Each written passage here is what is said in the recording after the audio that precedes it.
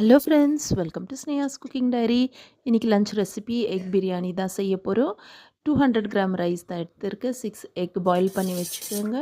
ஒரு கண்டெய்னர் பிரியாணி செய்கிற கண்டெய்னரில் ஆயில் 1 ஸ்பூன், கீ 1 ஸ்பூன் போட்டுக்கோங்க. ஒரு பிரிஞ்சி இலை, 3 லவங்கம், 3 ஏலக்காய், ஒரு ஹாஃப் டீஸ்பூன் அளவு கசூரி மெத்தி, கல்பாசி ஒரு சின்ன பீஸ் போட்டுக்கோங்க. ஏன்னா இது எக் பிரியாணின்றதுனால கல்பாசி நான் ஆட் பண்ணியிருக்கேன். 3 மீடியம் சைஸ் அனியன்ஸ் லாங்காக கட் பண்ணி ஆட் பண்ணிக்கோங்க. கோல்டன் ப்ரௌன் ஆனதும் நம்ம காரத்துக்கு தேவையான அளவு பச்சை மிளகா போட்டுக்கலாம். சில்லி பவுடரும் ஆட் பண்ண போகிறோம். அதனால் பச்சை மிளகா உங்கள் காரத்துக்கு தகுந்த மாதிரி போட்டுக்கோங்க. 1 டீஸ்பூன் அளவு ஜிஞ்சர் கார்லிக் பேஸ்ட் ஆட் பண்ணிக்கோங்க. ஜிஞ்சர் கார்லிக் பேஸ்ட் நல்லா பச்சை வாசனை போகிற வரைக்கும் வதக்குங்க. இது நல்லா வதங்கின பிறகு ஒரு ஹாஃப் டீஸ்பூன் அளவு மஞ்சள் தூள், 1 டீஸ்பூன் அளவு சில்லி பவுடர் ஆட் பண்ணிவிட்டு இதையும் நல்லா வதக்குங்க. வதக்கிட்ட பிறகு கொத்தமல்லி, புதினா இலைகள் போட்டு தக்காளி போடுங்க.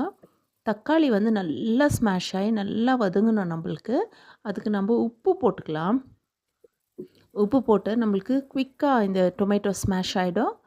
ஓகே, இதை நல்லா மிக்ஸ் பண்ணி விடுங்க. இது ஸ்மாஷ் ஆகிறதுக்கு கொஞ்சம் டைம் எடுக்கும். தக்காளி ஸ்மாஷ் ஆகிற வரைக்கும் நீங்கள் அப்படியே லோ ஃப்ளேமில் வச்சு மிக்ஸ் பண்ணி விடுங்க. இப்போது நான் எடுத்துருக்கிறது 1 கப் ரைஸ்க்கு 2 கப் அளவு தண்ணி ஊற்றுறேன். நார்மல் வாட்டர் தான் ஊற்றுறேன்.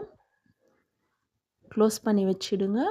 அப்புறம் ரைஸ் எடுத்து நம்ம ஆஸ் யூஷுவலாக வாஷ் பண்ணிவிட்டு ஒரு 20 மினிட்ஸ் நம்ம தண்ணியில் ஊற வைக்கணும். அப்புறம் எக் பாயில் பண்ணி ரெடி ஆகிடுச்சு. சென்டரில் ஒரு ஸ்லிட் போட்டு ஒரு தவாவில் ஆயில் ஊற்றிட்டு கொஞ்சம் மஞ்சள் தூள் போட்டு இதை ஃப்ரை பண்ணிக்கலாம். கொஞ்சம் டேபிள் சால்ட்டும் போட்டுக்கோங்க. ஃப்ரை பண்ணிக்கலாம். இது நல்லா ஒரு கோல்டன் ப்ரௌன் ஆகிற வரைக்கும் நீங்கள் ஃப்ரை பண்ணி வச்சுக்கோங்க. பக்கத்தில் ரைஸை நம்மளுக்கு ஒரு 50% ரைஸு குக் ஆகிற வரைக்கும் நம்ம விடணும். இப்போது தண்ணி நல்லா பாயில் ஆகிடுச்சு பாருங்கள். தண்ணி பாயில் ஆனதுமே அரிசி போட்டுட்டோம். க்ளோஸ் பண்ணி வைங்க. இப்போ எக்கும் ஃப்ரை ஆகிடுச்சு. இப்போ பாருங்கள், நான் சொன்ன மாதிரி 50% ரைஸ் குக் ஆகிடுச்சு. தண்ணியும் அதில் இருக்குது இன்னும் அரிசியில்.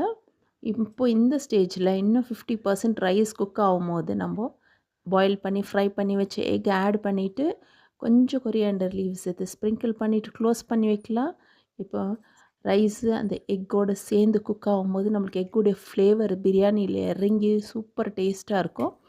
ஓகே, நம்மளுக்கு சூப்பராக இப்போ பாருங்கள் ரெடி ஆகிடுச்சு. நான் ஒரு 20 மினிட்ஸ் க்ளோஸ் பண்ணி வச்சேன். ஃபுல் அண்ட் ஃபுல் சிம்மில் வச்சு 20 மினிட்ஸ்க்கு அப்படியே தம்மில் விட்டுட்டேன். சூப்பராக நம்மளுக்கு தண்ணியெல்லாம் எதுவுமே இல்லை. பிரியாணி ரெடி ஆகிடுச்சு.